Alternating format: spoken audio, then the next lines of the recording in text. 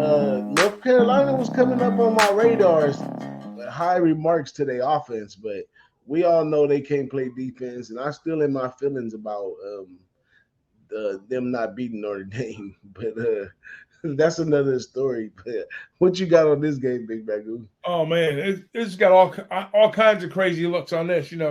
We got friends down in Miami. Serge and Milovan. They call me every weekend about how they're pissed off at Miami and they did this. They went the A&M game early on when I had A&M as best bet a couple weeks back in the first half, which real low scoring game. And Miami's defense looked like, hey, maybe they got something to them here, but that was that showed you how bad A&M offense was, because even though they won it on the back of their defense, then you have Middle Tennessee comes into Miami and opens a can of whoop ass on them, in Miami.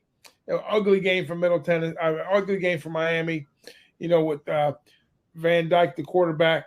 Just, they've got some issues to work out. And then here, it's a typical first year coach scenario where, like last year with Utah State, those instances rarely happen. They happen though. Sometimes like Sonny Dykes at SMU, he's coming in there, picking up that talent, pushing it out.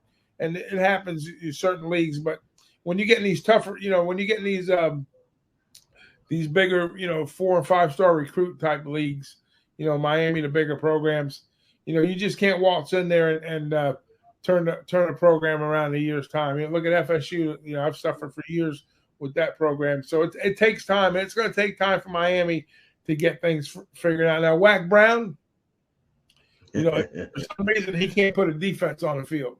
I mean, he's a defensive coach, when he was at Texas and when he did what he did over there, he's a defensive guy, but it seems like he's been better offensively and had his defensive struggle. So you have two teams here basically that's had some issues on the defensive side of the ball and not being able to control teams that have good offenses. Now, the jury's still going to be out on Miami's offense, but we know Carolina could put points up here.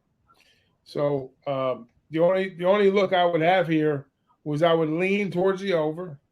And, anytime I got a team that can score points and I'm getting points, I'm going to put them points in my pocket. So I'm going to, as bad as I hate this team, to lay points with, I'm comfortable taking, 4.5 with North Carolina here in this spot. I think North Carolina is going to score points.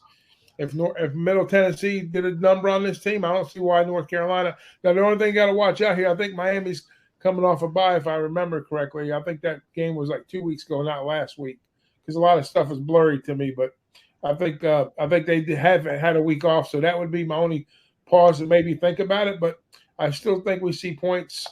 I think maybe how do you make a team better? Like we talked about this with Notre Dame, when Notre Dame was struggling when they went to play in Chapel Hill against North Carolina. They went in there and they steamrolled North Carolina, and made their offense look good. So maybe we get the same thing here with Miami. Maybe, it's what Miami's offense needed to play a team like North Carolina to get things on track. So I would lean over, but I still put the points in my pocket with North Carolina.